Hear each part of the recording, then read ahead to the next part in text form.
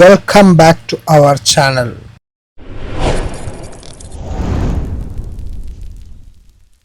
അങ്ങനെ ഇന്നത്തെ വീഡിയോ എന്ന് പറയുന്നത് നമ്മുടെ മ്യൂസിയം ഓഫ് ദ ഫ്യൂച്ചറിലേക്കാണ്.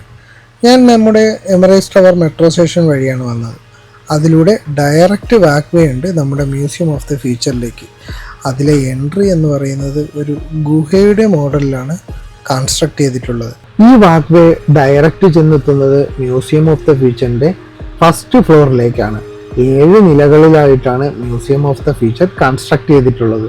അതിൽ ആദ്യത്തെ 2 ഫ്ലോറുകൾ എൻട്രൻസ് ഫ്രീ ആണ്. ബാക്കി 5 ഫ്ലോറുകളിലേക്കുള്ള ടിക്കറ്റ് ചാർജ് എന്ന് പറയുന്നത് 149 ദിർഹംസ് ആണ്.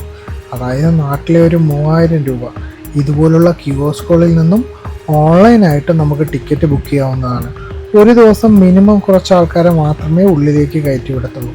അതുകൊണ്ട് മാക്സിമം പ്രീ ബുക്ക് ചെയ്തിട്ട് വരുന്നതാണ് ഉത്തമം. ഗ്രൗണ്ട് ഫ്ലോറിൽ തന്നെ ഒരു ചെറിയൊരു പോർഷൻ ഷോപ്പിങ്ങിനായി സജ്ജീകരിച്ചിട്ടുണ്ട്. പ്രത്യേകിച്ചൊന്നും വാങ്ങാനല്ല എന്നുണ്ടെങ്കിൽ കുറച്ച് വിഷ്വൽസ് എടുക്കാമെന്ന് കരുതി ചെന്നപ്പോഴാണ് അവിടുത്തെ ഓരോ സാധനങ്ങളുടെ പ്രൈസ് കേട്ട് ഞാൻ തന്നെ ഞെട്ടിപ്പോയത്. ഏകദേശം 75 ദിർഹംസിന് മുകളിലോട്ടാണ് ഓരോ സാധനങ്ങളുടെയും പ്രൈസ്. ഇതാ ഈ കാണുന്ന ചെറിയൊരു ഐറ്റത്തിൻ്റെ വില തന്നെ 75 ദിർഹംസിന് മേളിലാണ്. ഇതൊക്കെ കൊടുത്ത് വാങ്ങാൻ ആൾക്കാരുണ്ടല്ലോ എന്ന് ആലോചിക്കുമ്പോഴാണ് അതിലും വലിയ അത്ഭുതം. ഇവിടെ സെല്ലിയാൻ വെച്ചിട്ടുള്ള ഓരോ സാധനങ്ങളിലും എന്തോ ഒരു വെറൈറ്റി എനിക്ക് ഫീൽ ചെയ്യുന്നുണ്ട്.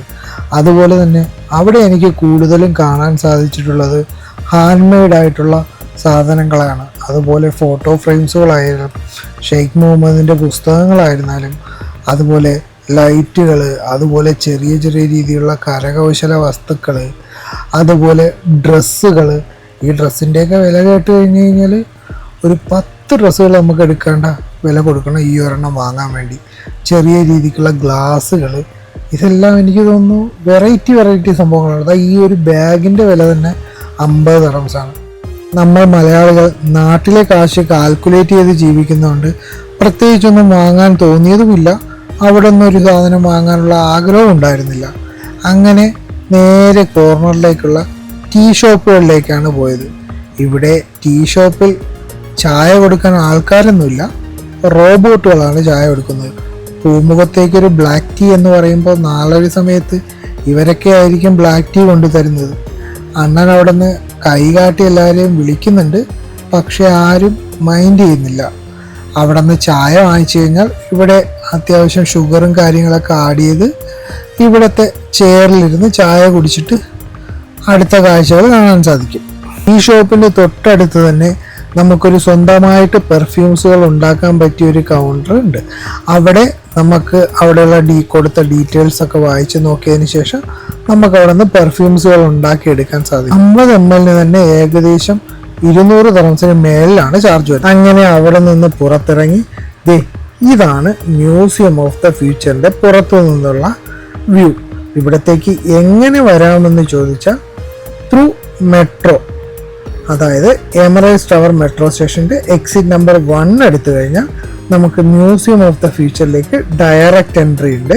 നേരെ വരുന്നത് നമ്മുടെ മ്യൂസിയം ഓഫ് ദ ഫ്യൂച്ചറിൻ്റെ ഫസ്റ്റ് ഫ്ലോറിലേക്കാണ്. അവിടെ ആൾക്കാരൊക്കെ നിന്നിട്ട് ഫോട്ടോസും കാര്യങ്ങളൊക്കെ എടുക്കുന്നുണ്ട്. അത് കഴിഞ്ഞ് ഞാൻ നേരെ പോയത് നമ്മുടെ തൊട്ട് പുറകിലേക്കുള്ള പീകോക്ക് പാർക്കിലേക്കാണ്. പാർക്കിലേക്ക് പോയി അവിടുത്തെ വിഷ്വൽസ് ഒക്കെ എടുത്തതിന് ശേഷം നേരെ തിരിച്ച് ഇങ്ങോട്ട് തന്നെ വരാം. ഒരു കാര്യം കൂടി ഉണ്ട്, നമ്മുടെ ചാനലിലെ 3ാമത്തെ വീഡിയോ ആണിത്. വീഡിയോ കാണുന്നതോടൊപ്പം സബ്സ്ക്രൈബും ലൈക്കും കമൻറ്റും ചെയ്യാൻ മറക്കല്ല. മ്യൂസിയത്തിൻ്റെ നേരെ പുറകിലായിട്ടാണ് നമ്മുടെ പീകോക്ക് പാർക്ക് സ്ഥിതി ചെയ്യുന്നത്. അവിടെ എത്തിയപ്പോഴാണ് ഒരു കാര്യം മനസ്സിലായത്, പാർക്ക് ടെമ്പററി ക്ലോസ്ഡ് ആയിരുന്നു മെയിൻ്റെനൻസിൻ്റെ ഭാഗമായി. പിന്നെ നേരെ തിരിച്ച് മ്യൂസിയത്തിലേക്ക് തന്നെ നടന്നു. 2015 ഇവിടുത്തെ ഗവൺമെൻറ് ഈ പ്രോജക്റ്റിനെ കുറിച്ച് ആലോചിക്കുന്നതും 2016 ഇതിൻ്റെ പണി സ്റ്റാർട്ട് ചെയ്ത് 2022 ഫെബ്രുവരി 7 പബ്ലിക്കിനായിട്ട് ഓപ്പൺ ചെയ്ത് കൊടുക്കുകയും ചെയ്തു. 2 മുതൽ 7 വരെയുള്ള ഫ്ലോറുകളിൽ നമുക്ക് കാണാൻ സാധിക്കുന്നത് 2071 ദുബായ് എങ്ങനെയായിരിക്കുമെന്നും നമ്മുടെ വേൾഡിൽ ഉണ്ടാകുന്ന മാറ്റത്തെക്കുറിച്ചും സ്പേസിൽ ഉണ്ടാകുന്ന മാറ്റത്തെക്കുറിച്ചൊക്കെയാണ്. അതുപോലെ തന്നെ ഒരു DNA ലൈബ്രറിയും നമുക്കിവിടെ കാണാൻ സാധിക്കും. മ്യൂസിയത്തിന് പുറകിൽ നിന്നുള്ള വിഷ്വൽസുകളാണിത്. അതിനു പുറകിൽ ഒരു ചെറിയ രീതിയിലുള്ള വാട്ടർ ഫൗണ്ടനും ഉണ്ട്. ഓരോ സമയത്തും ഓരോ തരത്തിലുള്ള അത്ഭുതങ്ങൾ കാണിച്ച് ദുബായ് നമ്മളെ ഞെട്ടിച്ചുകൊണ്ടേയിരിക്കും. അങ്ങനെ ഇരിക്കുമ്പോഴാണ് അകത്ത് റോബോട്ടിക് നായയുടെ ഷോ സ്റ്റാർട്ട് ചെയ്തത്. ആർട്ടിഫിഷ്യൽ ഇൻ്റലിജൻറ്റ് ലോകം കീഴടക്കാൻ തുടങ്ങിയ ഈ കാലഘട്ടത്തിൽ ഫ്യൂച്ചറിൽ ഇതൊക്കെയായിരിക്കും നമ്മുടെ വീട് കാവലിനെല്ലാം ഉണ്ടാവുക. നായക്കുട്ടിയുടെ ഓരോ കോപ്രായങ്ങൾ കണ്ട് കുട്ടികളെല്ലാം ഇങ്ങനെ അമ്പരന്നിരിക്കുകയാണ്. ഓരോ കുട്ടികളുടെ ഫ്രണ്ടിൽ വന്നും അത് ഓരോരോ കോപ്രായങ്ങൾ ഇങ്ങനെ കാണിക്കുന്നുണ്ട്. കുട്ടികൾക്ക് അതെല്ലാം ഒരു എൻജോയ്മെൻ്റ് മൂഡാണ്. അവിടുത്തെ ചെറിയ രീതിയിലുള്ള ഷോയൊക്കെ കിടഞ്ഞ് വളരെ അനുസരണയോടുകൂടി അത് നേരെ അതിൻ്റെ സ്ഥലത്തേക്ക് തന്നെ തിരിച്ചുപോയി. അങ്ങനെ അവിടെ നിന്ന് ഞാനും ഇറങ്ങി. ഇനി ഒരൊറ്റ കാര്യമുണ്ട്, നേരെ മെട്രോ സ്റ്റേഷൻ്റെ ഓപ്പോസിറ്റ് സൈഡിൽ ചെന്ന് കുറച്ച് നൈറ്റ് വിഷ്വൽ കൂടി എടുക്കാൻ. ഈ വീഡിയോ അതിൻ്റെ പൂർണ്ണതയിലെത്തണമെങ്കിൽ നൈറ്റ് വിഷ്വൽ എന്തായാലും വേണം. അതുപോലെ തന്നെ ഈ മ്യൂസിയം ഓഫ് ദ ഫ്യൂച്ചറിന് ചുറ്റും എഴുതിയിട്ടുള്ള ഈ അറബിക് ലെറ്റർ എന്ന് പറയുന്നത് ഇവിടുത്തെ ഭരണാധികാരിയായ ഷെയ്ഖ് മുഹമ്മദ് റാഷിദ് അൽ മക്തൂം എഴുതിയ ഒരു പോയത്തിൻ്റെ വരികളാണ് ഇതിന് ചുറ്റും എഴുതിയിട്ടുള്ളത്. അപ്പോൾ വേറെ പ്രത്യേകിച്ചൊന്നുമില്ല. സബും ലൈക്കും എല്ലാം ചെയ്യാൻ മറക്കല്ലേ.